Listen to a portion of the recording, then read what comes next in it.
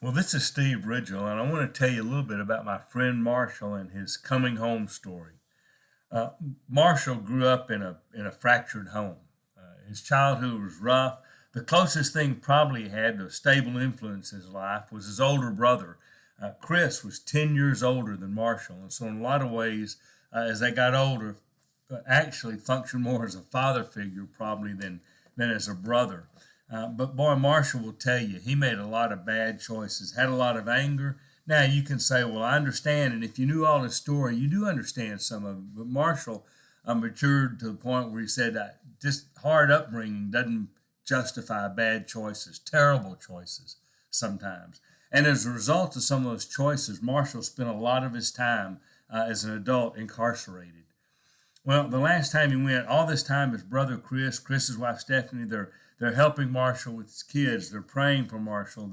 They're asking God to draw Marshall. They're praying for Marshall's to decide to follow Jesus. And Marshall even went to his last time in prison running from God. But somehow in this last time in, something changed for Marshall. He decided to chase God, not run from God. And of course, when he did, God was right there. Marshall ended up being baptized in our county jail. And when he got out, first day he got out, Chris said, okay, Marshall, it was a Wednesday. He said, Marshall, do you want to go to church with us tonight? Now, Marshall had tried church off and on through the years. Growing up in a fractured home, he had tried church a time or two. Even as an adult, a time or two, he had tried church between prison stints. But his experience at church, and he will tell you this was his perception. He's not saying this was all, but his perception was when you went to church, and especially if you had a record, you were shunned, you were looked down on, you weren't really accepted. Even when they said the right things, nobody did the right things, that kind of thing. And Chris said, I think if you'll try with me, you'll see it's different. And so his first day out of prison that night, Marshall came to church at Hillcrest, where Chris and Stephanie are members. Chris brought him to the Jesus class, came in with him to sit with him. Now, Chris and his wife are pretty new to Hillcrest. They don't know a lot of people, but he wanted Marshall to see something different. And as Marshall will tell you now, it's been about 6 weeks, maybe a month to 6 weeks. And Marshall will tell you, he said, boy, what I found there was welcome. I found people just like me. I did not find judgment.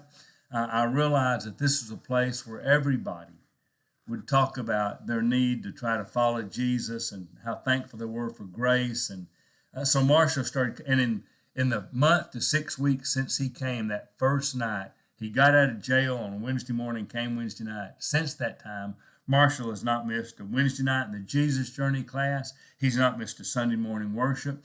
He's not missed he goes to our generations class. That's kind of a multi-generational class we have. He hadn't missed a Sunday in that. And so as we visited and talked about his Jesus journey, Marshall wanted to say to his new church home, I want to be part of this, but I want to tell you my faith journey. And so this last Sunday morning, we stood up with Marshall, Chris's wife. We all stood on the stage, and we invited people that wanted to stand in support of Marshall to come to the stage.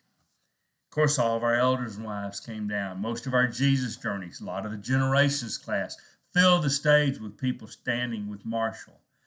One of the elders that actually Marshall had helped do some benevolent work with for one of our members led a prayer over Marshall.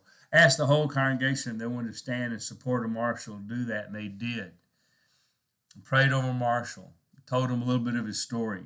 I told him that Marshall wanted, not only he acknowledged that he really needed help and support to live his life as a Christian, but he wanted to help and support his church home. And so this last Sunday morning, Marshall came home. And I expect God to do great things. Because for all of you out there that wrestle with your faithfulness, I'm going to tell you, it is never too late to come home. And Marshall showed that.